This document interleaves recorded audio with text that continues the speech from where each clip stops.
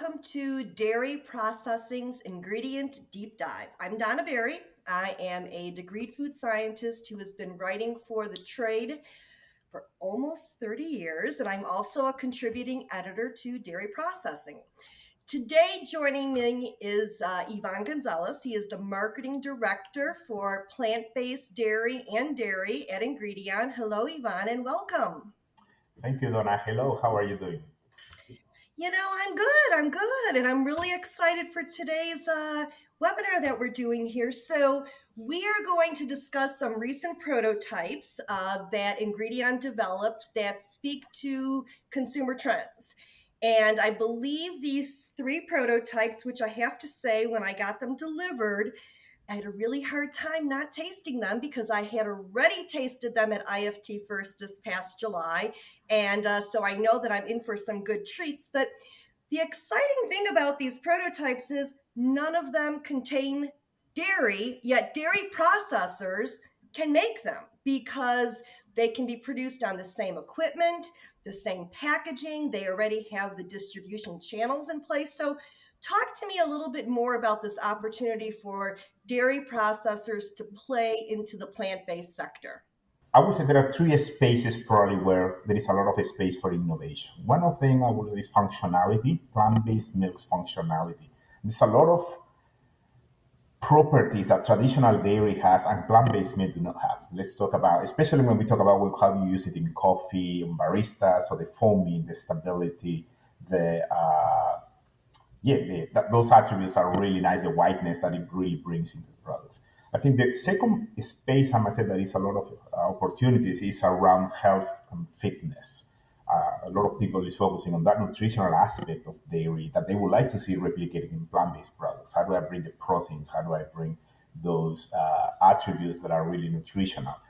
And last one, I will say that another opportunity is for the whole space of indulgence, the indulgent moment where we're really looking for that treat at the end of the day, the snacking moment where we really want to try something that craves our needs of something sweet. And I think that's another beautiful space to really innovate on the plant-based dairy. Well, that's great. And you're right on board with snacking because I pretty much can snack all day long. So, welcome to my kitchen. Let's go ahead and start these samples. The first one, we're going to start with savory, and I have it in my microwave Cool. because I wanted to make sure that it was warm and tasty. So, this is a plant-based beer cheese dip. From what I understand, it's got some extra nutrition in it too because you've hidden some veggies in there. Not I eat my veggies, but I know kids, need that hidden veggies.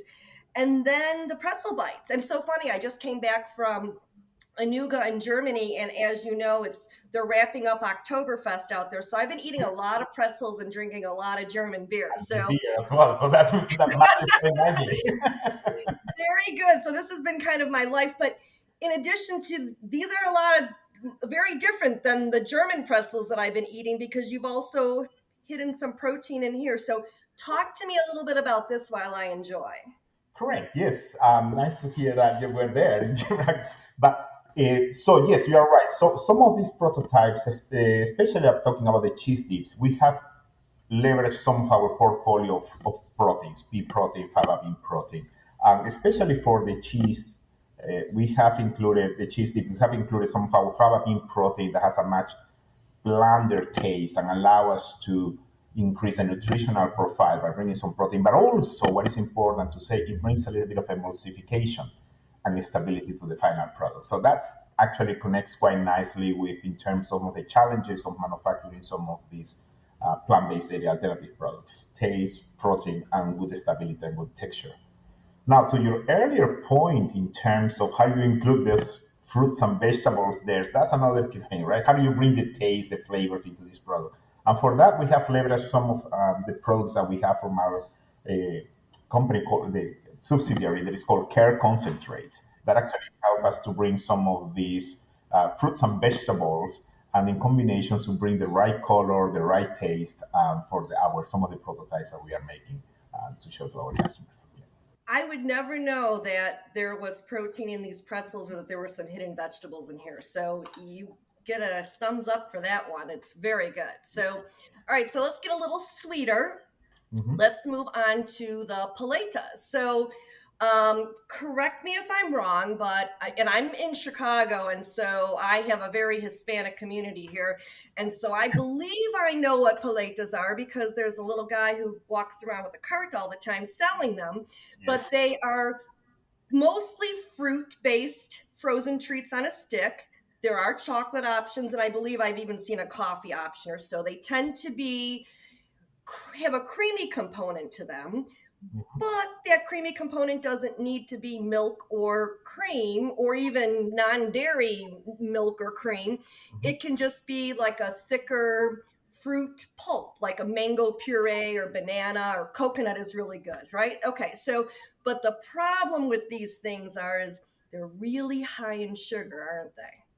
Yes. So I think the samples that you had at IFT, and I'm going to have two of them here, um, are they're all about lowering the sugar. So tell me a little bit about that while I get them out of the freezer because they started melting on me when I had them sitting out. Yeah. Absolutely. Yes. So, a couple of points on that one is that listening a little bit to some of the consumer research that we do at Ingredion is to understand what is happening in the market our consumers are asking for. And that's definitely how do I indulge myself without compromising some of these health attributes, especially for kids, right? Moms are really concerned about. And that one of them came really clear in terms of reducing sugar content in ice cream and in frozen desserts. And that's where we took some of these ideas to really, okay, how do we really put into practice this one? How do we really bring it to a prototype? And we give it a spin of a little bit of Hispanic, uh, Hispanic concept here, which is what you're mixing. It's actually very known in Mexico and or across all Latin America, all these paletas. And we reduce the sugar content for the hibiscus that probably you're about to try. Yep, that's the one that you're That's just trying. one.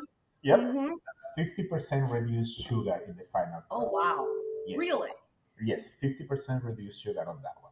So, and for that one, we use, I mean, as an ingredient that has becoming really trendy over the last few years, which is allulose, right? Has a very good tasting profile, the sugar tasting profile, but also very good attributes for producing or avoiding the what we call the ice crystal formation when you're making the yogurt, and still being able to give you that creaminess, that mouthfeel when you really buy the product. Yeah.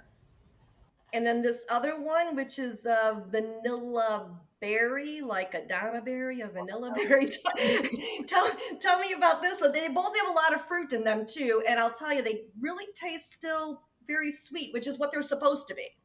Yes, so it's similar to the previous concept in terms of sugar reduction. We also reduced 50% sugar on that one, but just giving a different speed on the flavors and the traditional vanilla, which actually is I might say, is a more challenging taste because vanilla is a very plain taste, and you need to really perform well on the sweetness on the ingredients that you are using there too. Well, these paletas were just delicious. I'm going to push them off to the side and finish them later and move on to the final product, which I have to say is a category that is extremely exciting to me, and that's refrigerated desserts, namely single serve refrigerated desserts.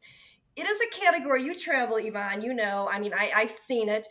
Other countries, you go to Germany, you go to France, you go to Japan. I mean, other countries have huge spaces for these single gourmet premium high end desserts, and yet in the US it's kind of like fake pudding that we see in there, but it's the category is gaining traction, which I'm really excited about. So first of all, this is an absolutely beautiful product. The mahalabia. It is a Middle Eastern type pudding. And the one that I'm tasting, I believe, this is very authentic for the Middle Eastern flavors and trends. It's a saffron gel with carrots in it too, correct? Yeah. Saffron and coulis, yeah. Okay, yeah. So I'm going to dig in because I've been looking at it, since it arrived, and I want to try it. So tell me a little bit more about it, please. Sure, yes. I mean, excellent comment what you are saying regarding this. desserts, right? The space, how much opportunity is in the US to really replicate some of the things that are happening in other countries. I gotta tell you, so what the concept that we developed was taking on the traditional yogurt, traditional pudding here in the US, but elevating the whole experience to a very dessert, indulgent space. That one, what we try to do is really increase that mouth, the creaminess that you feel in the white part of the dessert. Yeah, bringing in all the nice attributes that really make it a unique experience when you really try.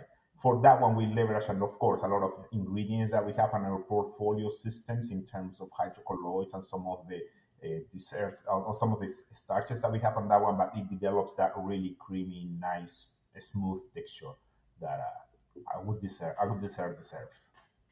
Well, it's excellent. You know, when I was at Anuga, there were a couple, well, many like refrigerated desserts that were showcased, but a few of the manufacturers were actually picking up even on the protein trend. So, kind of giving permission to indulge by adding a little bit of extra protein. And you can do that with plant protein, right? I mean, that could be An a excellent protein point, dessert. and that's one of the key things that we are trying to. It's just not the Yeah. indulgent experience, that the permissible indulgent. That's what we are Yeah. calling it, right? In terms of Well, I love it.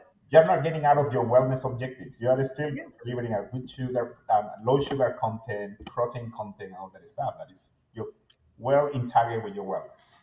And you're, limiting how much I'm going to eat because it's portion control. So the flavor of this is just phenomenal. And I have to tell you, I've gone to a few culinary events over the past year, and Middle Eastern flavors and those types of recipes and products are really starting to gain traction here in the US. So you are right on target with this. Actually, all the prototypes are fantastic. So Thank you. um, we're going to wrap things up over here. I want to thank you very much. Any final words to share? No, just to give you so much. Thank you for the opportunity and tasting these prototypes with us. What I will say to any of our customers or viewers that are listening to this, I will say yes. If you're interested in any of these concepts, on any of our consumer research and how we can innovate together, please do not hesitate to contact us. All right, we are here to really help you, and we would love to do that. So thank you again.